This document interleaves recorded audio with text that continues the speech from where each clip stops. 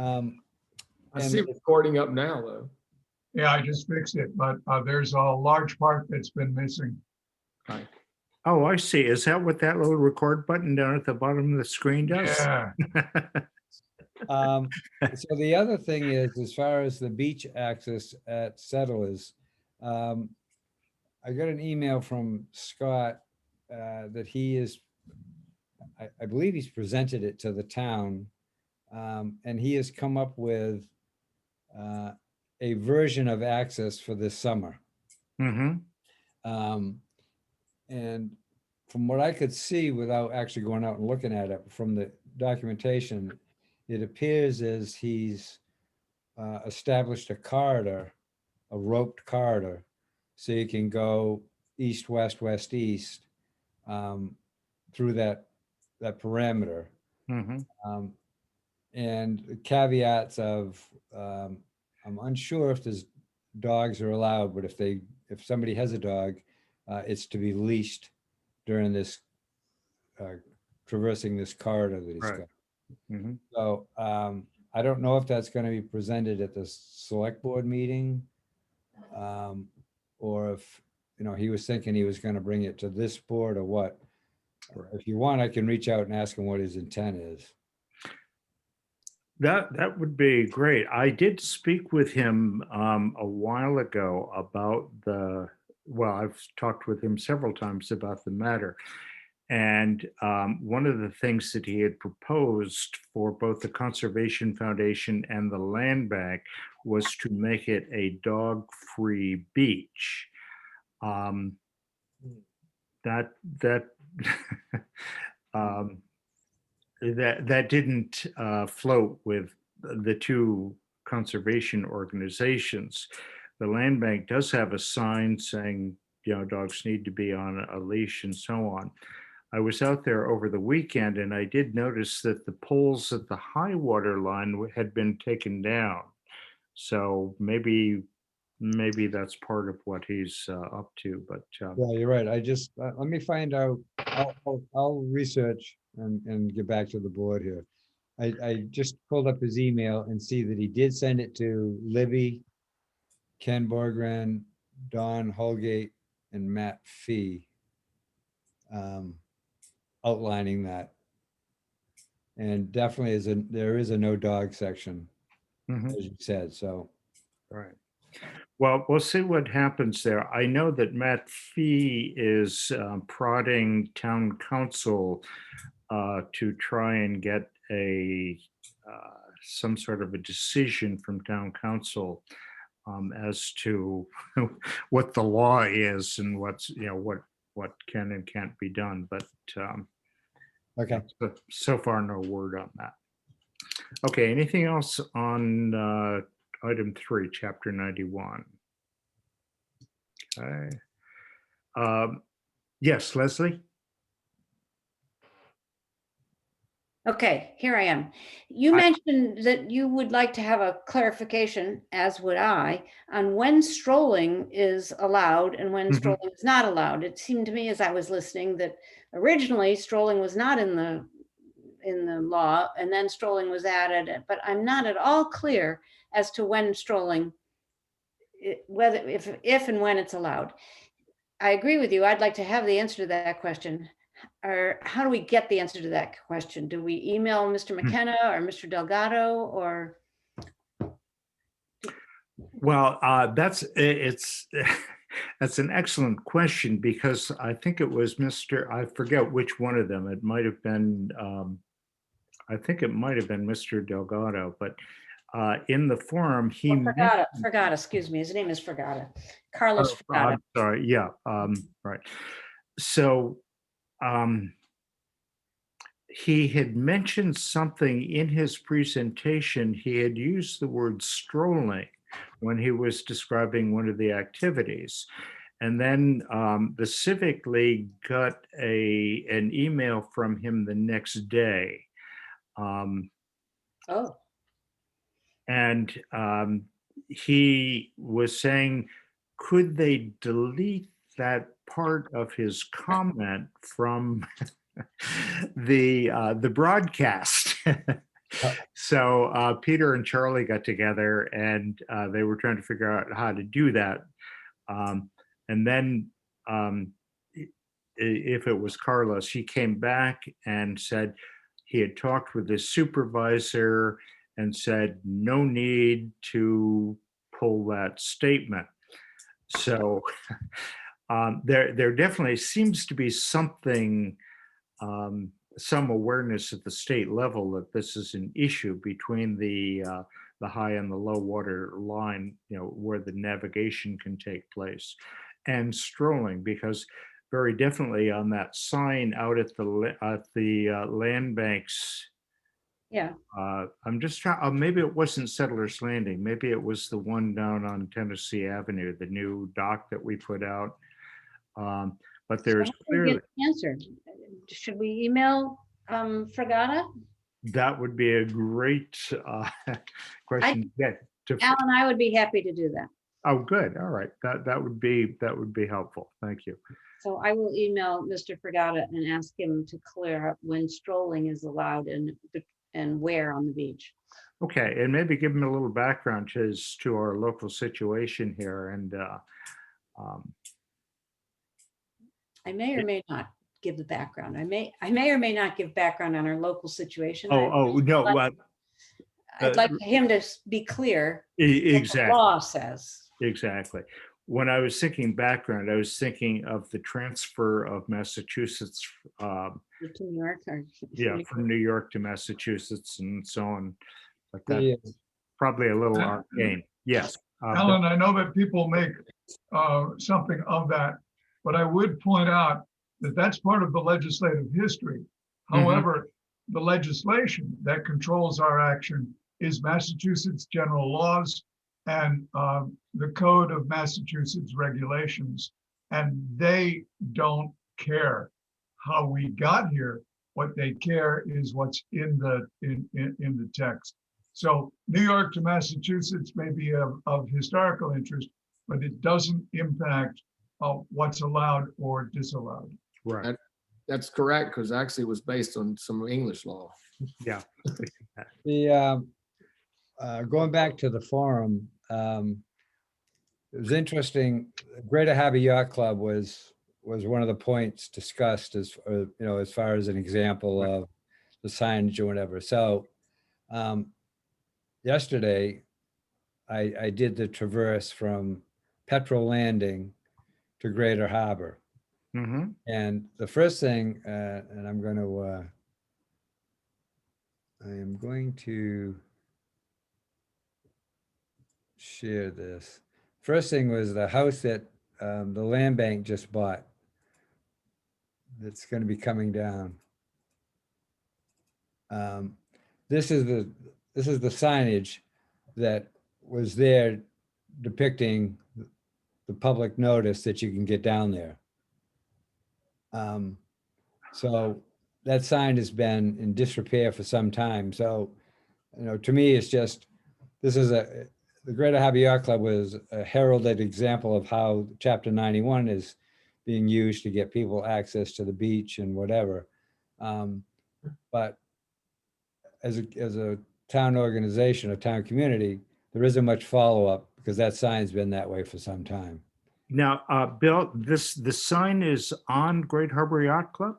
No, this is down at the house that's coming down that the land bank just bought. That would be Mickey Rowlands at 15 Commercial Street. Right. Right. Oh, so this is next door. This is on Next to Commercial Petrel. Street. Yeah, right next to the Petrel Landing. So that's where I went down onto the beach. Right. And so I walked the beach and got as far as the town pier, and there's steps on I guess it'd be the north side of the town pier that you can go up onto the pier. Exactly. There are not steps on the other The side. other side, right. To go down, you actually have to walk, either jump down or you walk onto the harbor master's land and you walk around, get back down on the beach. And then you go along and there's the land bank park that's there. There's a pocket park the land bank has. Mm-hmm. And so you can get as far as that. And right after that, you run into some private piers that go out, and so if it's low tide, you have to, you walk under the pier. Exactly. There's no up and over. Right. And then when you get to the Greater Harbor Yacht Club, I found it was interesting, the path that you take. So you walk up the ramp onto their garden green area Right. Mhm. and around through the brick area Yeah. over to the slips, and then it takes you down on the boardwalk, the for lack of a better term, it's a porch walkway on hugging the building. Right. And then it dumps you back out onto the green area into the parking lot. Yes. So I imagine that they must be thrilled when they're having a Commodore's party and some old crotchety person that knows about Chapter 91 wants to stroll through there. But that part's, the signs are there. But there are several impediments as you try to walk on the beach. Right. Yeah, I've walked that several times. By the way, I had never noticed that sign on the house next to the Mickey Rowan property. Yeah. And I've been down there an awful lot. So is it on the water side? I mean, Yeah, it's right on the, if you face the house yeah.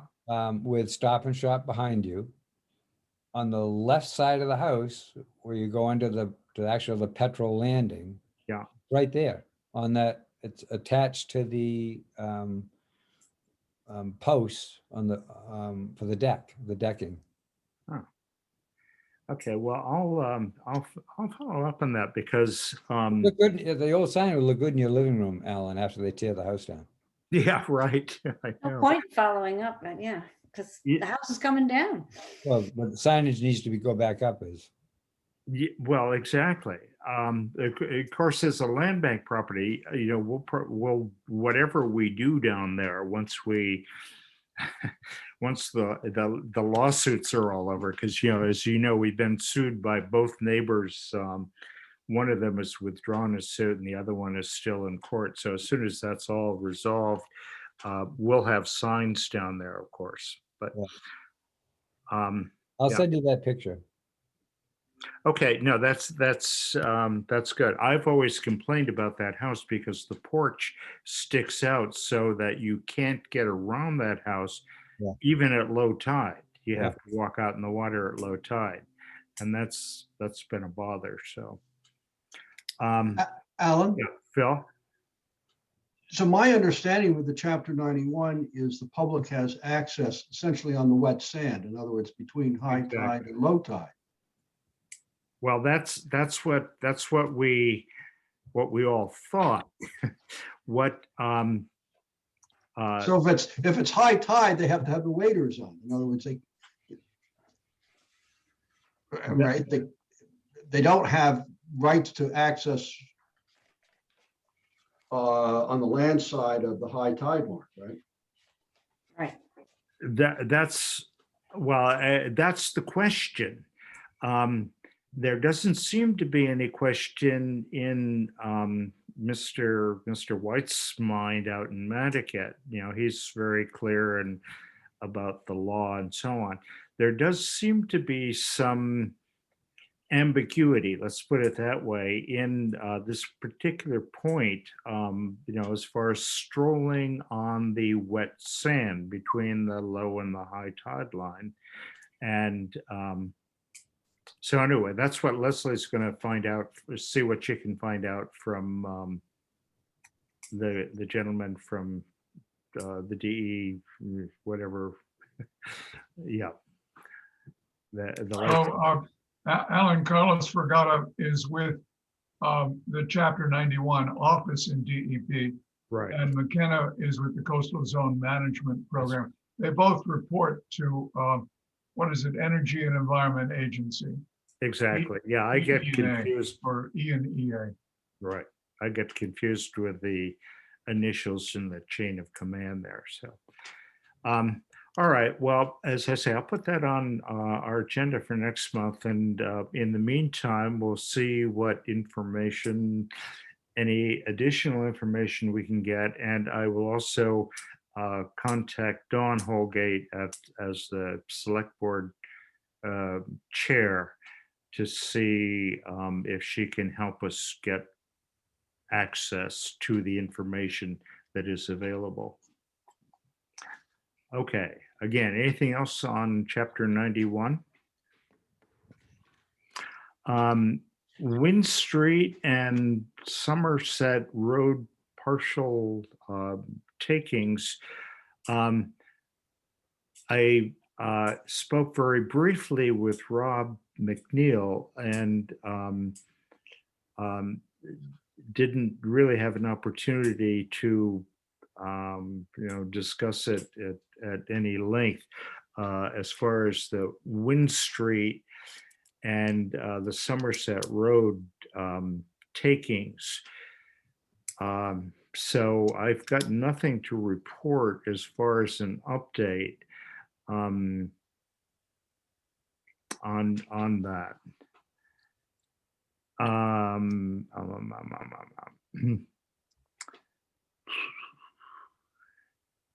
Oh, the sidewalk projects and public. Well, Alan, back to Wynn Street and Yes. Somerset. May we ask you to continue to reach out to Rob McNeil? The issue is whether or not DPW has its own interests in making those into public ways.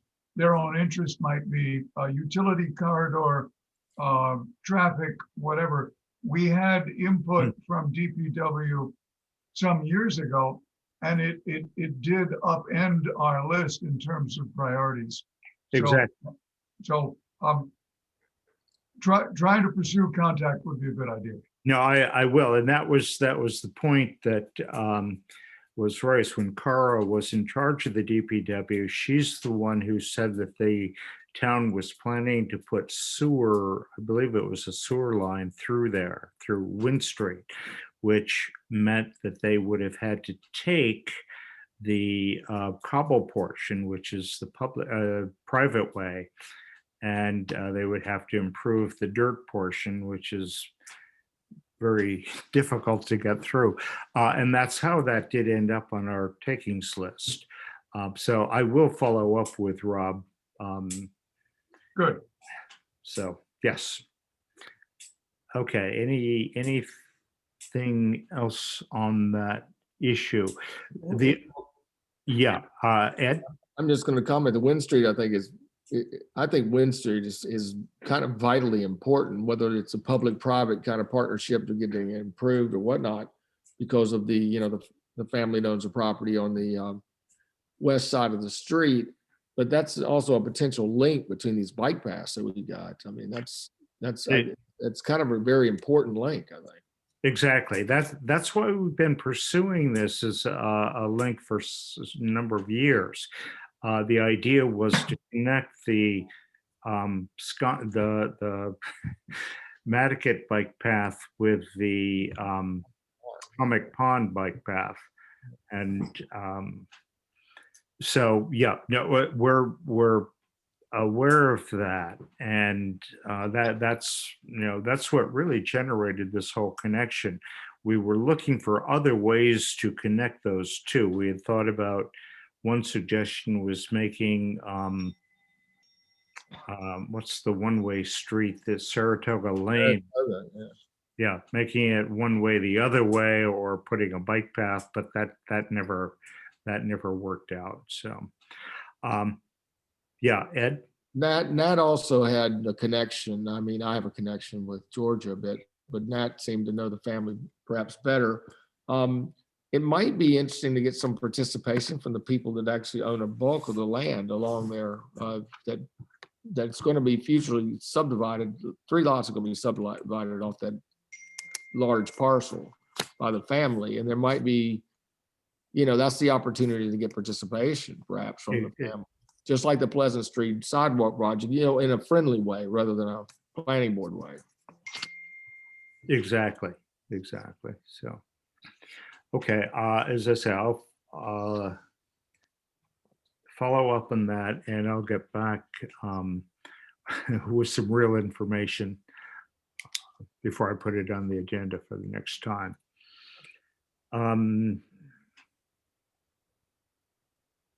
Okay, sidewalk projects.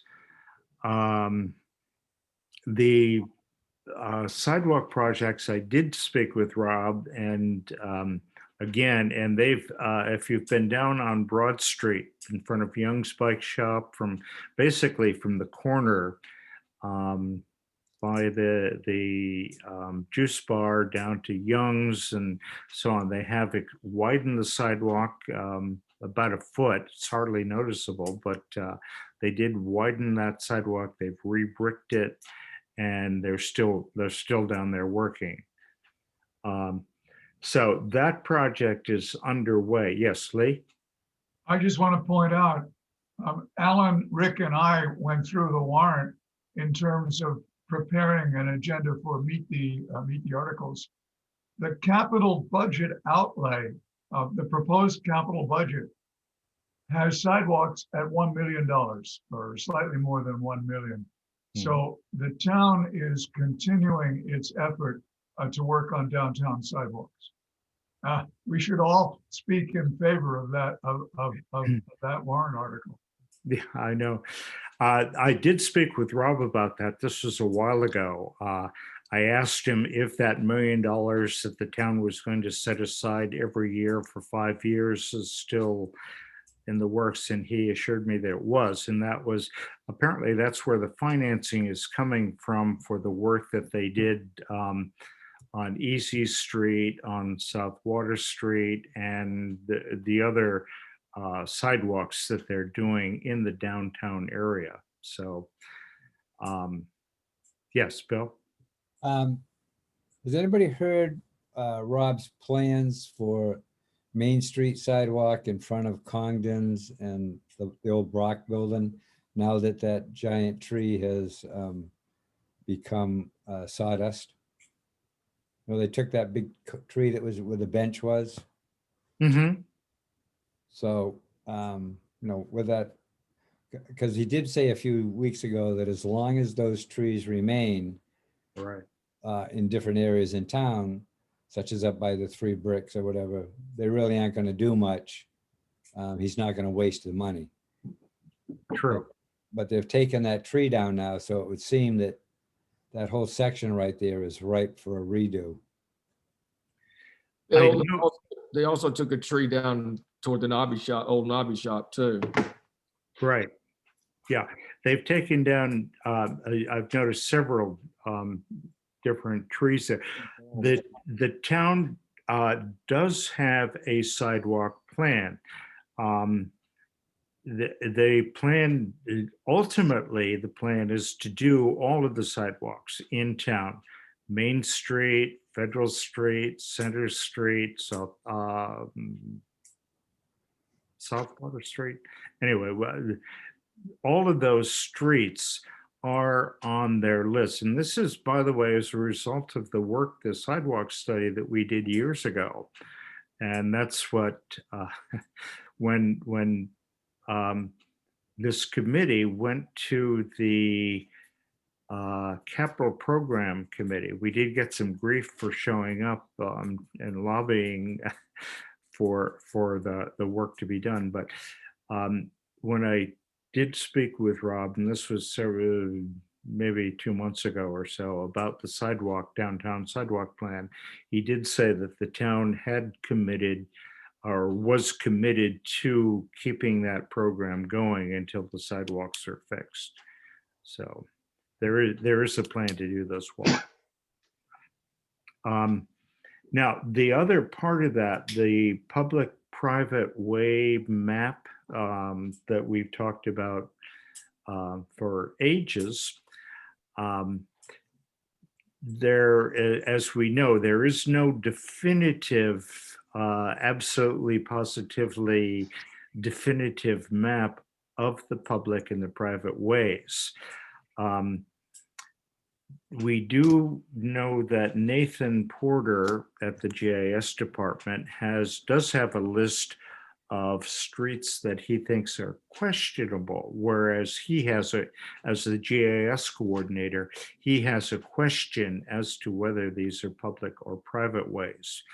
And you remember, I think it was about a year, maybe 2 years ago, he printed out a series of maps, and I think we started at the west end of the island. And he had on that map the list the streets that he was unsure of, whether they were public or private. That project never really got off the ground. And so Phil last month, you remember, volunteered to assist on the project. I sent him the list, the DPW list of what they considered to be the public ways in town. And so anyway, that's a work in progress. One of the things that I've found is there are so many new streets. I keep saying in the real estate sales section, property on some street that I've never heard of before. And it turns out that many of these are brand new subdivision streets. Who knows whether they're public or private? I mean, somebody must know, somebody at the town must know. So anyway, that is an ongoing project trying to determine, first of all, which streets are we're not really sure about. And the best source of that seems to be Nathan at the GIS department. Every time I've asked Andrew, let's say, or somebody else who I would think would know, there's always been a level of doubt as to whether they're public or private. Bill? Oh, Bill, you got to unmute. Sorry. You bring up an interesting point about the new streets. Back in another life, when I was on a planning board for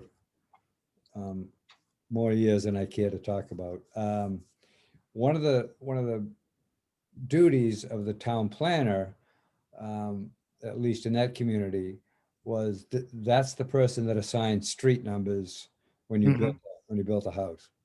Right. And during the proceedings for projects, developers building roads, if the roads were intended to become public roads, it was required that the contractor build the road to town standards. Mhm. And in lieu of that, the contractors would often ask for the road to be deemed never to become a public road.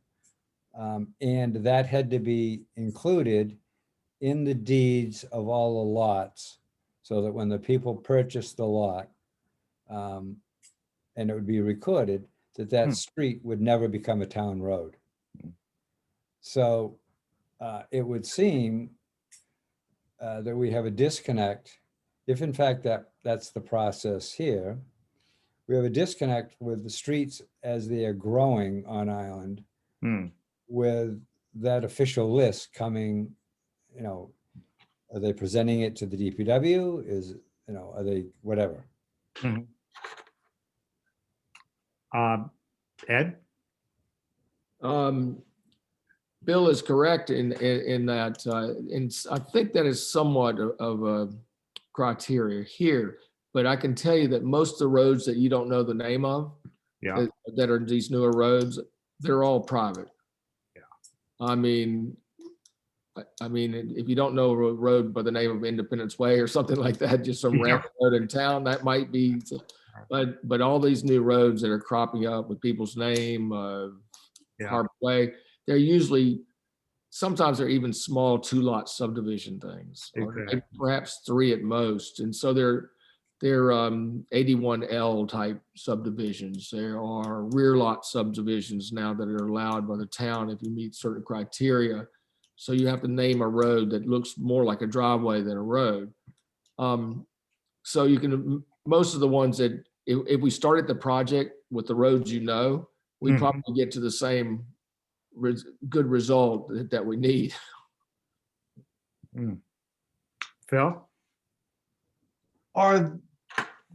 Are there private roads and streets that have the town signs where the town makes up the street names? I mean, can you have instances where you have a private road that has the standard town produced sign? Yes. Long Pond Drive is private and it has a town produced sign on it. Right. The town does have a list of potential names. So let's say you're a developer and you want to put a subdivision in and so on. The town will ask you as far as the name of the street. I remember when Ackermuck Lane off of New Lane was created, and that name came from a list provided by the town that was given to one of the people who lived on the list who wanted to subdivide their property. Okay. Hmm? I think it's too bad we don't have Andy Lowell right with us. He can give us a great history of this one. Yeah, I know. I know. But there's a long tradition on Nantucket of people naming roads after children and Exactly. other subdivisions. So Exactly. Yeah. I think, there's, the names of the town might suggest are not necessarily the names that will end up there. I've never No, met anyone named Ackermuck. Yeah, right. So that is not a criteria that if it doesn't have, if it has a sign, it's a public way. That is not correct. No, Sometimes the town wants a sign to look like town signs because of more of an HTC thing. I think a signage thing than anything else. I think that's more to kind of keep things looking conformity, not, I mean, the roads are, I think it comes down to what roads are being maintained by the town more than anything else. I think signage also impacts fire department and post office. Right, fire department particularly, yeah. So Right. is Phil working to try to help us gather this info? Is that, Yeah, I'm working on it. Yes, I haven't gotten very far because I was off island. I had a minor surgery and now I'm back so at work. I thought you looked taller. No, one eye doesn't work right now. Well, you may already know this, but the town clerk's office has a project that I don't know how far along they are, but she and her team are doing a database consolidation using the little library cards as far back as the catalogs of streets and stuff, and putting it online, at least so it's accessible for the town departments to get it. I don't know if they ever intend to make it public, but you may want to chat with her office to see, it's my understanding she's taken the DPW list, she's taken the, Christopher Columbus list, and they're sort of merging that all. Who is this, Bill? The town clerk's office. Right. Yeah. I did speak with Nancy about this project when I first heard about it a month or so ago. And yeah, it's really amazing to me that there isn't a definitive list, but I guess that given the long history of Nantucket and the 1799 roads and all that sort of thing, that it's not so unusual. Ed, you had a comment? Well, yes, in a way. I mean, it went back to like the maintenance of the roads. I mean, all these new subdivisions, they usually have, if they're an extensive subdivision, like something like an Ellen's Way off of Mycomet Road or something like that. I mean, they all have HOA fees that basically maintain the roads. I mean, that's the homeowners associations. That's part and parcel what the fees go to is supposedly to road maintenance. There's usually a sinking fund. Also, there is, for snow plowing and all that mess, or limb removal or whatever you want to call it. Hmm. So there is, those roads, the town obviously has no maintenance requirements of, and, that's why obviously they're reluctant to take certain roads because they don't want to maintain them anyway. So, yeah. Yeah, Bill? Following up on Ed's thing about the maintenance, and since we're talking about roads in general, I guess this is as good a time as any to toss out a question I had for everybody. And as we're seeing over the years, all these McMansions that are popping up or changing out of neighborhoods, and we see just tons and tons of construction vehicles parked on the sides of the roads, and the median strips between the bike path and the main roads get absolutely destroyed with all the vehicles on them. And we just talking about Wynn Street at the corner of Wynn and Matticat Road. There's a project going on right now where they're squeezing another little house in there and maximizing that lot. And it occurs to me that it would be advantageous, at least in my mind, if during the building permit requirement or the planning board requirements that the owner of the project, be it a single house or a development, that there be some requirements that they are responsible for returning the roadway to the way that it was. So for example, the Wynn Street, they actually did staging on the road because they had no place on the lot because the lot's maximized. And so they staged on the road, and when they left, you need a Euclid or a four-wheel drive vehicle to get over all the dirt they left on the road because they just didn't clean up. Huh. And then the bike paths on the Cliff Road, you're seeing that on the right-hand side as you head to Matticat, that's all getting chewed up. Matticat Road between Wynn and Crooked Lane, all that construction, that whole median thing is turned into Jetty's Beach. So there doesn't seem to be a requirement from the permit granting authorities to hold these people accountable. And then it ends up the town has to do it. And of course that either never gets done or it costs us money. Right, exactly. Ed? I agree with Bill. There should be some sort of a bond requirement when you go into a certain project along a public road.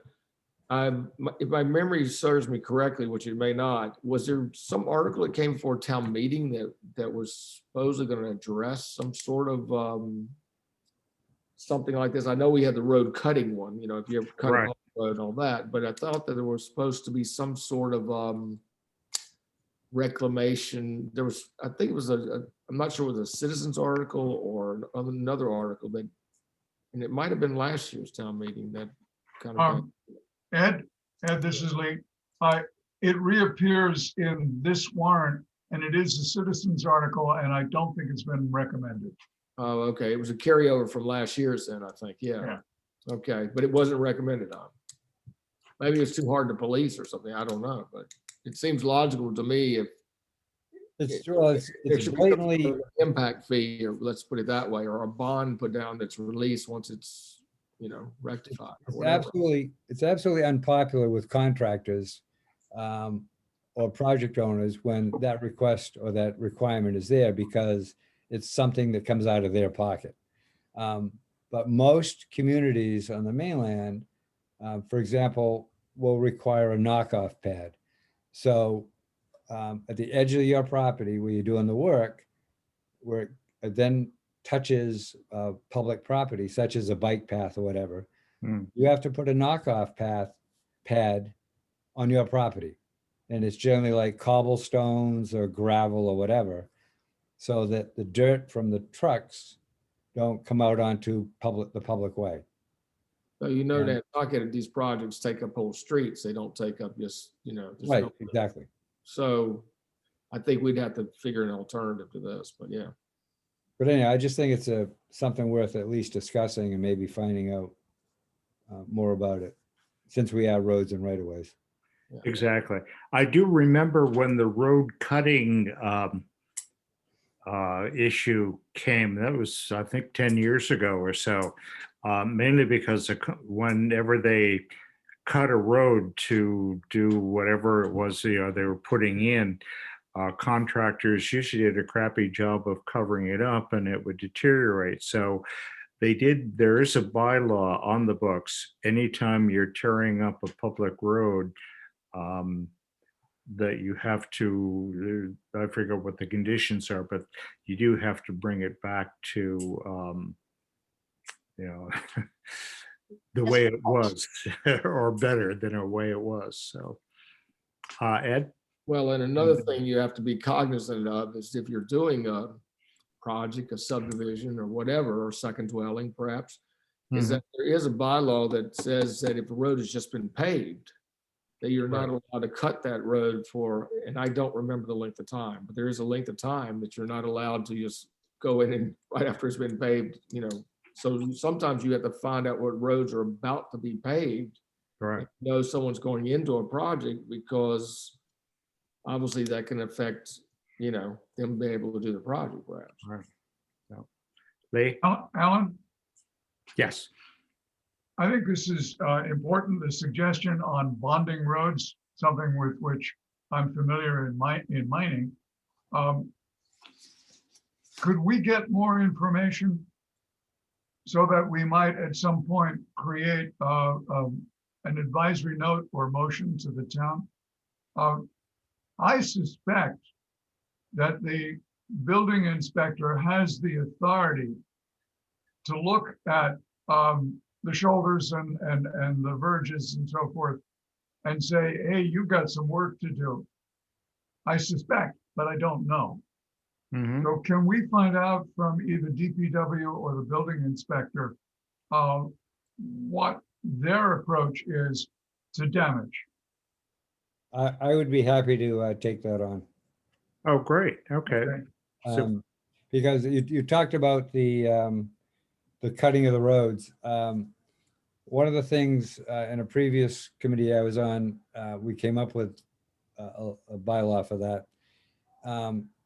And it went to the detail of having to saw cut the road as opposed to use a backhoe when you dig the trench. And that, believe it or not, you had to use fresh fill trucked in, not the fill that you took out, because there's a difference between the density of the whatever.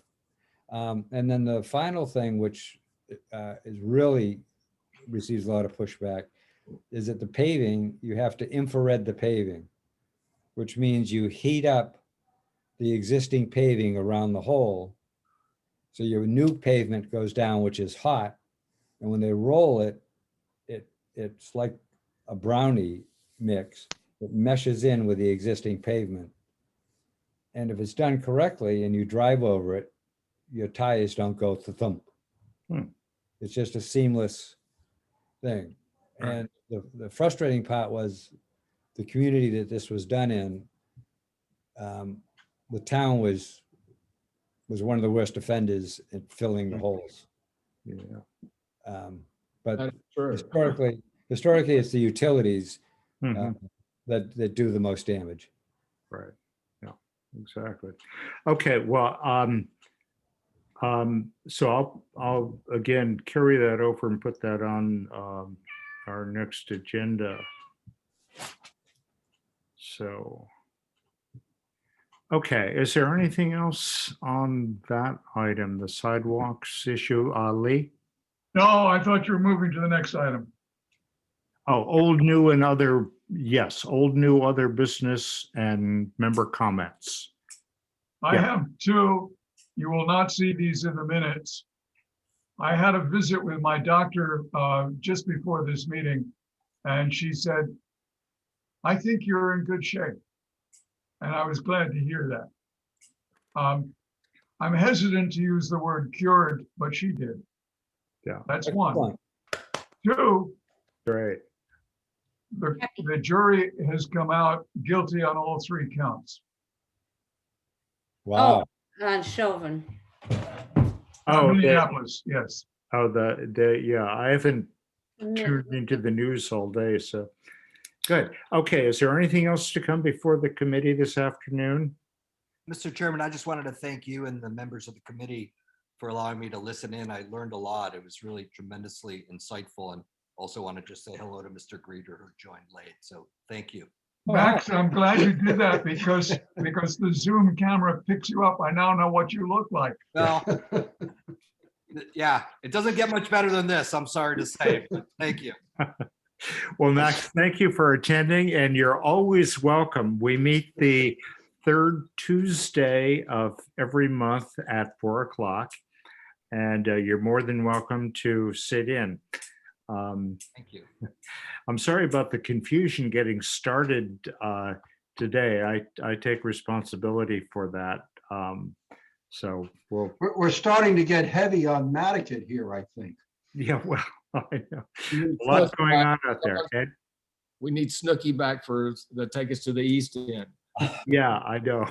I was just going to comment that it was to thank Paul for sending, I thought giving the definitions and sending them out was a good refresher for a number of reasons, especially to our committee. And also the people, the blurb from Fran Cartoon. Oh, I see. Well, you sent those out, I believe. I know, the cemetery commission ones. Well, no.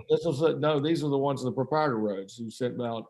You sent it along with the roads. Oh, yes, I did. Definitions, private way definitions, blah, blah. That came. Exactly, yeah. I forgot I had sent It that might out. have come from Lou, by way of Paul, by way of Lou. Or I don't know. I don't know how it came to us, but that's the way it came. Yeah, that actually came from Paul Durensis back when he was town attorney. Right, to Lou Gennaro, maybe? Or Lou. I forget what the issue was. That was back when I was on the Board of Selectmen, so it would have been back in, would have been a few years ago. We had some good definitions for what our work is all about. And also, obviously, Fran's things goes back to, the various, the history book of, Ed, do you still have that email, Ed? I might, I'll check. All right, yeah, because we're having an issue at some point. Well, many points I have issues, but I'll look for it and I'll forward it to you, Bill. that'd be great. Thank you. Maybe, I'm not sure I have your email though. I will. Oh, it should be on the right-of-way agenda. Oh, okay. Oh, okay. I'll reach out to you anyhow, Ed, and make sure you got it. Thank you very much, Bill. All right, thank you. And Max, let me know when you're not on the mainland and you out and about. Stop on by. I look forward to it. Thank you. Okay, anything else to come before the committee this afternoon? Alan, if you could check your email and just reply back if you received the photo of that sign and the Scott Brown Beach email. Okay, I sent both of those to your Yahoo account. Excellent, thank you. All right, thank you. Good. Okay, I declare we're at the end of our agenda and the meeting is adjourned. Thank you all for coming. Daffodil weekend. Yeah. I Bye. continue to learn about Zoom. So do I, God, and I don't know anything about it. I mean, You're doing great. Doing great. Okay, bye, guys. all right.